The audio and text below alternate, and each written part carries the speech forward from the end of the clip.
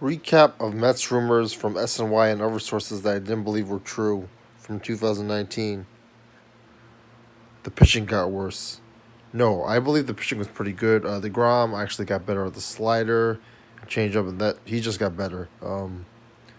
Diaz didn't get worse. It's just that he threw strikes, and as a result, he couldn't. This is part two actually. Edwin Diaz's ability to pitch. Um, he's a fastball strike thrower. He's not much of a changeup slider guy. He wasn't getting worse. He just was adapting to. He's like a 2 point shooter in a Golden State era, Steve Kerr era, NBA. Like he was just out of date. He's still good against like scrub teams who can't hit home runs. I mean, he's still the Miami Marlins still did a home run off him. Still, he's still a pretty decent closer. Way better than Familia ever was. It's a shame that number three, Ramos, Familia, and many other players on the Mets just didn't get enough rest or blamed for being bad or bad performance when they were just set up in situations where they couldn't really win. Due to like stuff like lack of rest. For Cano being benched for not hustling. I don't think it was benched for not hustling. I believe that one, he wasn't hitting anyway, and two, there was so much media concentrating on his bad performance that was just detrimental to not only him but the team, and he just wanted. I think Callaway just don't want Cano to play when it would interfere with the team, him, and they just needed. If he was still on the team, like the media would have kept talking about stuff, so getting him off the team and on the bench, not having him start and have him on the bench would have resulted in calming down the media. Probably have a lot of players too. Syndergaard rumors.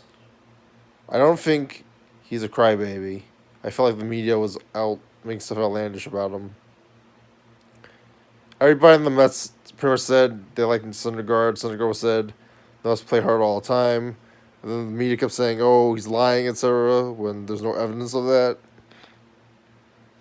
Like he's not happy. Like he wants to get traded. Like he's not happy with the Nizo situation. He's not happy with being traded. He's not happy with a team that has a very above 500 record, etc. And I feel like that was all lies. Probably prefer Nito or Roscoe or whoever. Actually, I don't even know if that's true. Like, even he must acknowledge after a while that Grom too that the media was just spitting stuff. Although it was a problem that Callaway wasn't resting Ramos enough to catch properly. Gage would be good if you had Ramos hit, then someone else play defensively.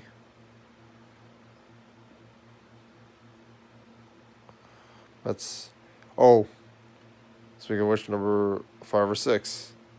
The fact that they were hyping up adding Ramos being a big addition to the team when in fact that Nito, Roscoe, Plawecki, Jose Lobaton, they were all pretty good. They have a good catching system. Although Ramos obviously is better hitting, way better hitting. They shouldn't have said that their catcher was that bad. After that, other offseason stuff. They keep complaining about not acquiring bullpen pieces. You have to farm them, though.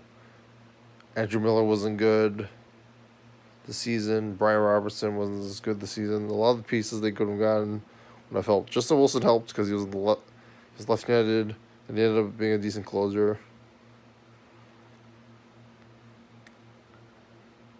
What are off-season moves?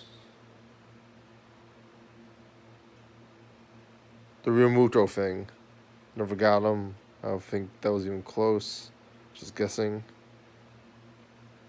And Duhar. The fact that they would trade so low to get Syndergaard. Like last year, they could have traded like all the Yankees to get Syndergaard. This year, not so much, but like they still shouldn't trade that low. I wouldn't do it at least. Because that would help the Yankees pretty much instantly win the World Series. And the Arizona Diamondbacks are always going to get criticized for that this year, for trading Zach Greinke to the Houston Astros, and I take acquiring Kyle Tucker in the process. There's another rumor I want to address, but I forgot what it was. That has something to do with the offseason. Oh, Kalenic didn't end up being that good. Anthony Kay didn't end up being that good. And everyone's upset that they got traded. We'll see later on if they are, but so far it hasn't worked out. Oh, the fact that SNY and everyone was so hyped about Cano joining the team, even though he's mad old, even though that contract is huge. I liked it because Diaz would have been a great close to the Mets, and still would have been if not for the using the balls and stuff. But yeah, they were overhyping. They were overhyping. I still like Diaz. They were overhyping the acquisition of Cano, and then he ended up sucking. I was like, you didn't expect that to happen? Like, he was old.